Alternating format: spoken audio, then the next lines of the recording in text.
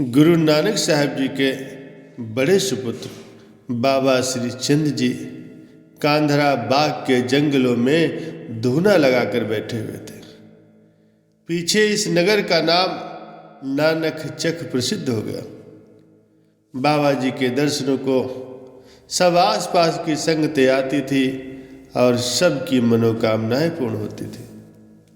बाबा जी का नाम दूर दूर तक प्रसिद्ध हो रहा था।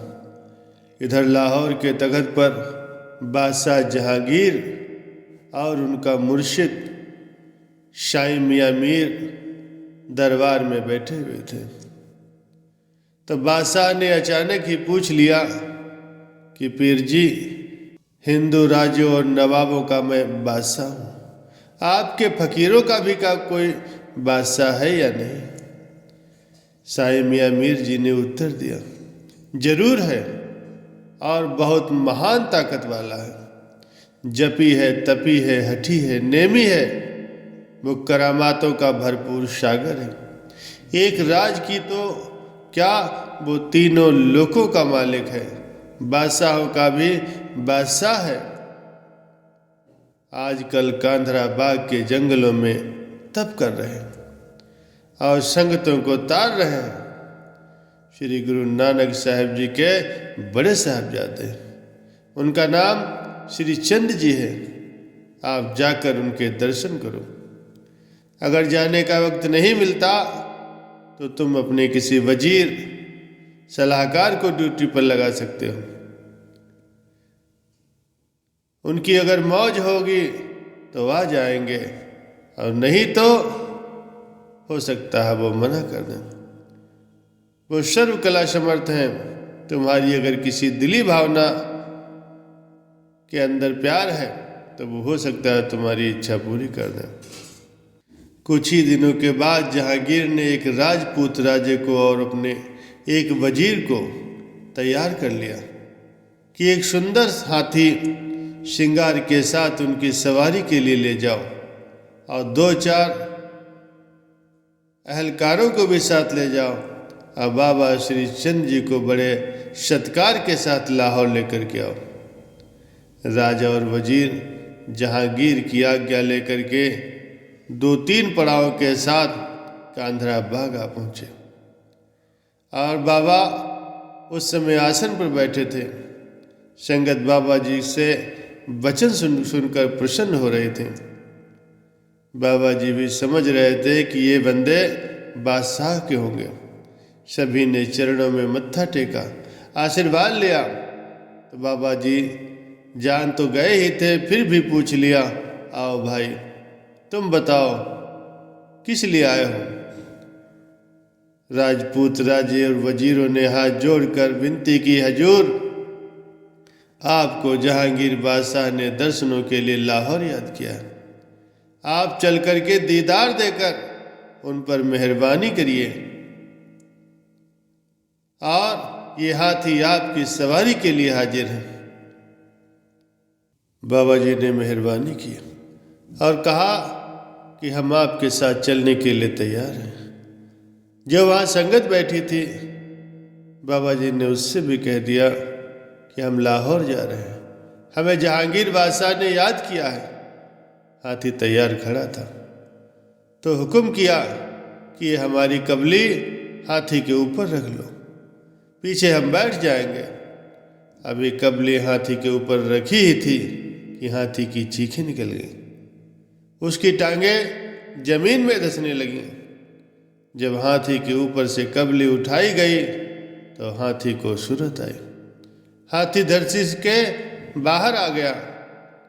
बाबा श्री चंद जी ने कहा कि जिसने हमारी कबली नहीं उठाई वो भला हमें क्या उठा सकता है।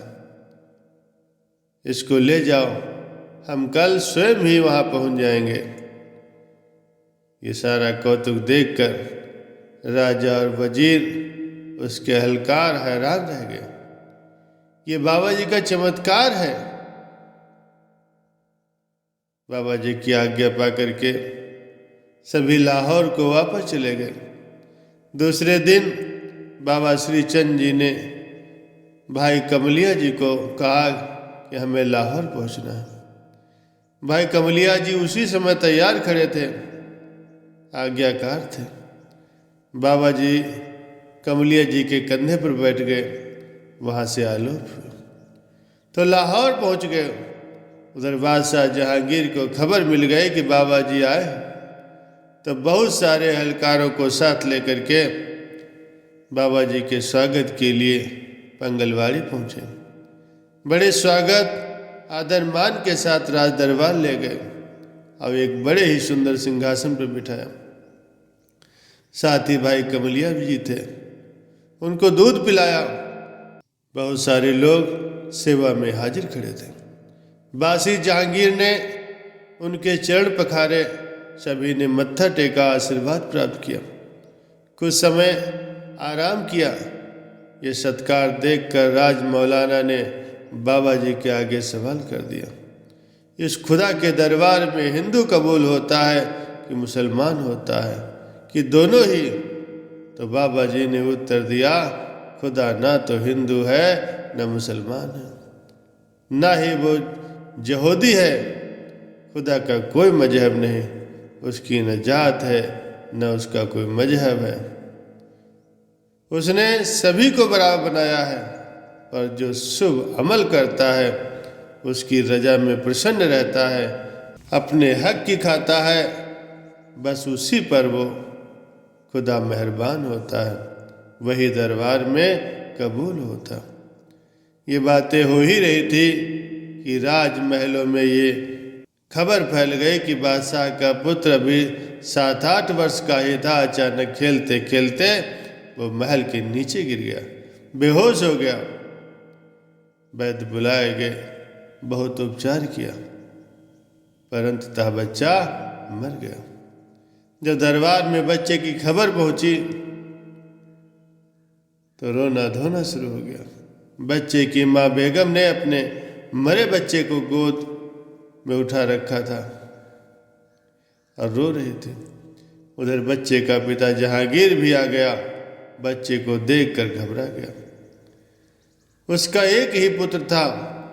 बड़ी रानी नूरजहां ने कहा, ये तुम्हारे किए गए पापों का फल है। खुदा के फकीर शाही लोगों को तो तंग करता है, उस खुदा का भी तुझे कोई डर नहीं। तो झट ही जहांगीर को बाबा जी का ख्याल आ गया। जल्द ही बच्चे की लाश उठाई, बाबा जी के चरणों में रख दिया।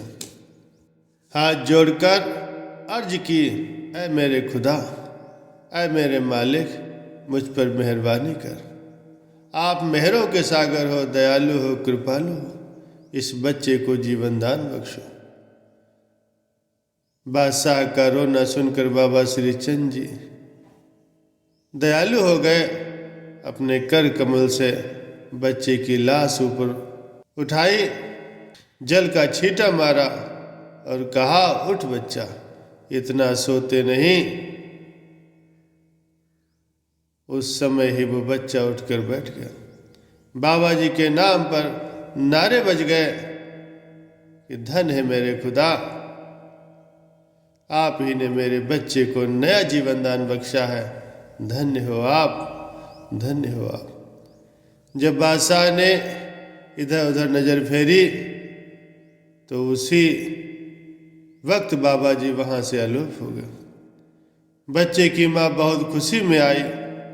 सभी लोगों ने आकर मुबारक दी कि रात को मंदिरों से लेकर के सभी शहर में दीपमाला की रोशनी की जाए। साथ ही आतिशबाजी भी ऐसी प्रतीत हो रही थी जैसे बादशाह के बच्चे ने आज नया जन्म लिया है। रानी ने बादशाह की अर्ज की, महाराज, बाबा जी ने हमारे ऊपर बड़ी मेहर की है। उन्होंने हमारे बच्चे को दोबारा जीवन दान बख्शा है। ऐसे उपकारी महात्मा कर्मों वालों को ही मिलते हैं, ऐसे नहीं मिला करते। हमारे कर्म अच्छे ही होंगे, पर हम हिंदुस्तान के बादशाह हैं। हमने भगवान को लाहौर आने की विनती की थी, पर हमने उनका कोई सत्कार नहीं किया। हम इस बात से बड़े शर्मिंदा हैं। हम सभी को उनके स्थान पर पहुंचकर उन्हें कुछ तोहफे भेंट करने चाहिए, उनका आशीर्वाद लेना चाहिए। वो खुदा जैसी सामर्थ्यों से भरपूर है। हमारा बच्चा महलों में गिर करके मर गया, उन्होंने हमारे मुर्दे बच्चे को फिर से जीवन दान दे दिया। वो अल्लाह का पाक नूर है। ये सलाह करके राजा और रानी ने अच्छे तोहफे, हीरे मोती जवाहरातों के थाल सजाए और अपने नौकरों के साथ लेकर बाबा जी के दर्शनों को चले। कांधरा बाग के जंगलों से बाबा जी के धूने पर आ पहुँचे। सत्कार के साथ सजदे भेंट किए, बाबा जी के चरणों में बैठ गए। बाबा जी ने कहा, हम जंगलों के वासी, हमें इन शाही नजरानों की कोई ज़रूरत नहीं, क्या तुम इन्हें वापस ले जाओगे? तो बादशाह ने कहा, जी मैं आपके रहने के लिए सुंदर महल बनवा देता हूँ। पर बाबा जी ने कहा कि हम एक जगह पर नहीं टिकते, चलते फिरते हैं, किसी बंधन में नहीं। हम सारी धरती की यात्रा करते हैं, हमें किसी मकान की जरूरत नहीं। तो बादशाह ने सोचा कि ये तो बिल्कुल ही त्यागी साधु हूँ, जो किसी भी वस्तु की चाह नहीं रखते। अब मैं क्या करूँ? नज़दीक ही बाबा जी के गाय घास चल रही थी, साथ ही बाबा धर्मचंद जी भी थे।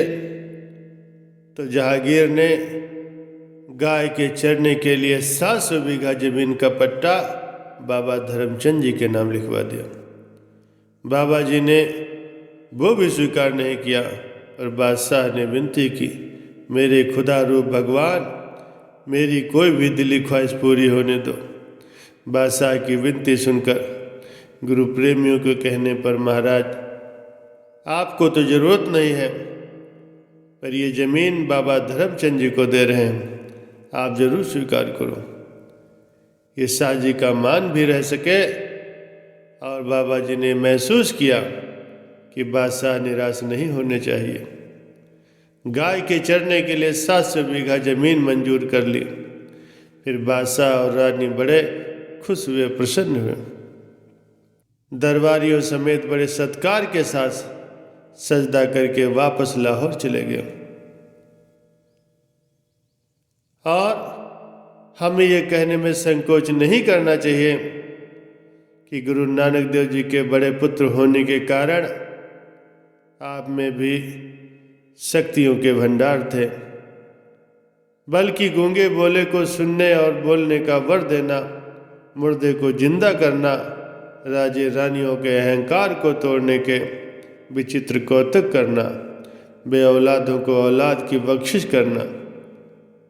आपके पास जो कोई भी अपनी मुराद लेकर के आया, उसकी मुराद जरूर पूरी हुई।